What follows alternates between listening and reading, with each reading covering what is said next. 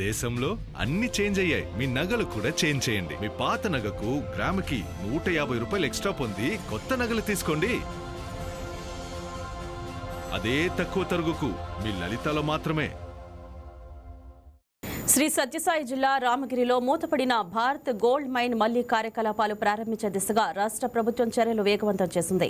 రాష్ట్ర గనుల శాఖ మంత్రి కొల్లు రవీంద్ర, రాప్తాడు ఎమ్మెల్యే పరిటాల సునీతతో కలిసి గనుల ప్రాంతాన్ని పరిశీలించి గతంలో అక్కడ పనిచేసిన కార్మికులు, స్థానికులతో మాట్లాడారు. రాష్ట్రంలో జొన్నగిరి కంటే ఎక్కువ బంగారం లభించే అవకాశాలు రామగిరిలో ఉన్నాయని మంత్రి వెల్లడించారు. రామగిరిలో 416 ఎకరాల పరిధిలో సుమారు 108 హెక్టార్లలో బంగారు గనులు ఉన్నాయని, త్వరలోనే టెండర్లు ప్రక్రియ చేపట్టి మైనింగ్ ను పునః ప్రారంభిస్తామని ప్రకటించారు. గత ప్రభుత్వ హయాంలో ఖనిజ సంపద దోపిడీ జరిగిందన్న ఆరోపణల నేపథ్యంలో ఖనిజాల చోరీపై విచారణకు ఆదేశిస్తున్నట్లు తెలిపారు. మైనింగ్ తిరిగి ప్రారంభమైతే స్థానిక యువతకు ఉపాధి అవకాశాలు మెరుగుపడతాయని వెల్లడించారు. అంటే మీరే చెప్పాలి, జగన్మోహన్ రెడ్డి అతని యొక్క నైజం ఏంటో అర్థం కావట్లా. ఇది ప్రజాస్వామ్య దేశంలో ఉన్నామా లేకపోతే ఎక్కడన్నా ఆటవిక ప్రాంతాల్లో ఉన్నామా అనేది ఒకసారి మనం అందరూ కూడా గమనించాల్సినటువంటి విషయం. ఒక బాధ్యత కలిగినటువంటి ఒక రాజకీయ పార్టీ, ఈ రాష్ట్రానికి ముఖ్యమంత్రిగా పనిచేసినటువంటి వ్యక్తి, ఈరోజు చట్టాలు ఉన్నాయి, ఆ చట్టాలకు కట్టుబడి మాట్లాడాల్సిన అవసరం ఉందా లేదా అనేది ప్రతి ఒక్కరు కూడా ఆలోచించాల్సినటువంటి విషయం. ఎందుకంటే యాక్సిడెంట్ జరిగింది, అది సిదిలి అప్పలరాజు కుమారుడు యాక్సిడెంట్ చేశాడు, అక్కడ మనిషి చనిపోయాడు. యాక్సిడెంట్ చేసినప్పుడు అది కేసు అవదా? ఆ కేసులో అరెస్ట్ చేయరా? సామాన్యులు అయితే అరెస్ట్ చేయరా? ఆయన అయితే మాజీ మంత్రి కొడుకైతే అరెస్ట్ చేయకూడదా?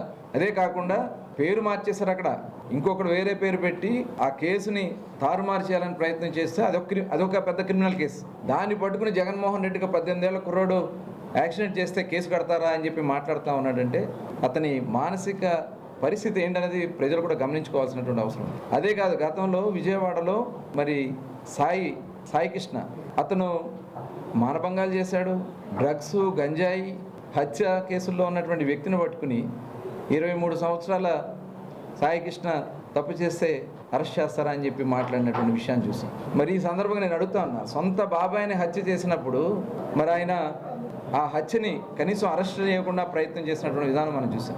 అంటే గొడ్డలతో నరికేశారని చెప్పి మొత్తం వివరాలు సొంత బాబాయ్ కూతురే చెప్పింది. ఇప్పుడు అంత దాకేందుకు జగన్మోహన్ రెడ్డి గారు ఈ చిన్న కేసులే కదా అంటున్నాడు. కోడికత్తి కేసులో చిన్న ఘాటే కదా పెట్టింది, అతను కూడా చిన్న వయసే కదా అతనిది. కోడికత్తి సీనుని కనీసం బెయిల్ రాకుండా చేసినటువంటి వ్యక్తి జగన్మోహన్ రెడ్డి కాదా? అంటే అప్పుడు ఒక చట్టమా, ఇప్పుడు ఒక చట్టమా? సమాధానం చెప్పాలి జగన్మోహన్ రెడ్డి గారు. కోడికత్తి కేసులో ఉన్నటువంటి కోడికత్తి సీను 5 సంవత్సరాలు అమాయకుడు, ఒక దళితుడు జైల్లో మగ్గాడు. కనీసం వచ్చి కోర్టులో ఒక స్టేట్మెంట్ ఇస్తే అతను బెయిల్ వచ్చిండుది. అంటే వాళ్ళ నాయకులు చేస్తేనేమో అది మెప్పు. ఇది ఒకసారి ప్రజలందరూ కూడా మనందరూ కూడా గమనించుకోవాల్సినటువంటి విషయం. ఈ రాష్ట్రంలో అరాచకాలు చేయడానికి ప్రోత్సహిస్తున్న వ్యక్తి జగన్మోహన్ రెడ్డి. ఈ అరాచక వ్యవస్థల్ని, అరాచక శక్తుల్ని కాపాడడానికి ప్రయత్నం చేస్తున్నటువంటి వ్యక్తి జగన్మోహన్ రెడ్డి.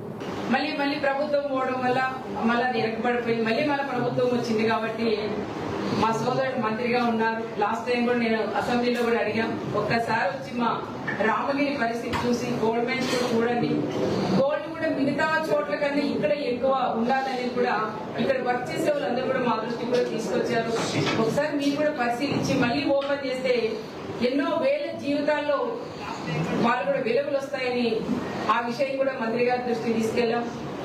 ఈ విషయం కూడా మంత్రి గారితో పాటు మేము కూడా వెళ్ళి గౌరవ ముఖ్యమంత్రి చంద్రబాబు నాయుడు గారి దృష్టి కూడా తీసుకెళ్లి ఇది ఎంత త్వరగా ఇదంతా అంటే ఈ రోజు మనం చెప్పలేం కదా రేపే ఓపెన్ అవుతుంది అనేది కాదు. దీని గురించి కూడా ఒక రివ్యూ చేసి సార్ మంత్రి గారు కూడా అడిగారు, దీనికి సంబంధించిన అధికారులతో కూడా మాట్లాడారు. ఒకసారి నాకు ఫైల్ కూడా పెట్టండి, దీని గురించి ఎన్ని ఎకరాలు ఉంది, ఎంత అప్పుడు గోల్డ్ వచ్చేది, ఇప్పుడు ఎందుకో క్లోజ్ చేస్తారు, ఈ విషయాలన్నీ కూడా చాలా క్షుణ్ణంగా మంత్రి గారు కూడా వాళ్ళు కూడా అడిగి తెలుసుకున్నారు. కాబట్టి ఇప్పుడు ఈ విషయాలన్నీ కూడా తీసుకెళ్తే మేము లాస్ట్ టైం ఇక్కడ ఇప్పుడుండే సోదరులందరూ కూడా వచ్చినా నేను మంత్రిగా ఉన్నప్పుడు అప్పుడు చూసినప్పటికీ ఇప్పుడు చూసినప్పటికి కూడా చాలా తేడా కూడా ఉంది. అప్పుడు బిల్డింగ్లు కానీ ఇవన్నీ కూడా ఉండేది, ఈ రోజు చూస్తే మొత్తం బయలు అయిపోయింది. అదే నాకు కాదు ఎక్కడికి వెళ్తున్నాం అనేది కూడా నాకు అక్కడ దిగేంత వరకు నాకు కూడా అర్థం కాలేదు. ఆ రకంగా వైఎస్ఆర్ ప్రభుత్వం ఒక్కసారి వాళ్ళకి ఛాన్స్ ఇచ్చిన దానికే ఇక్కడుండే మట్టి, ఇక్కడుండే అదంతా మొత్తం అంతా కూడా దాదాపు 1000 టిప్పర్లు బయటకు కూడా తరలించారు. బయటకు కూడా టెండర్లేసి అమ్మారన్నారు. టెండర్లేసి అమ్మింది ఒక ఎత్తు అయితే దానికి 3 ఇంతులు మట్టితో సహా మొత్తం అంతా తోలి బయటకు అమ్ముకునే విషయాలు కూడా చాలా మంది వాళ్ళ పార్టీకి సంబంధించిన వాళ్ళు కూడా కార్మికులు కొంతమంది బంగారం బ్యాంకులో ఉంటే అది మీ అప్పు, అదే శివ గోల్డ్ కంపెనీకి తీసుకొస్తే అది మీ పెట్టుబడి. తాకట్లో ఉన్న మీ బంగారాన్ని మేము విడిపించి ఈ రోజు మార్కెట్ ధర కొని స్పాట్లో మీ నగదు మీకు అందిస్తాం. ప్రతి నెల వడ్డీలు కట్టడం లాభమా లేదా ఇలా చేయడం లాభమా మీరే ఆలోచించుకోండి.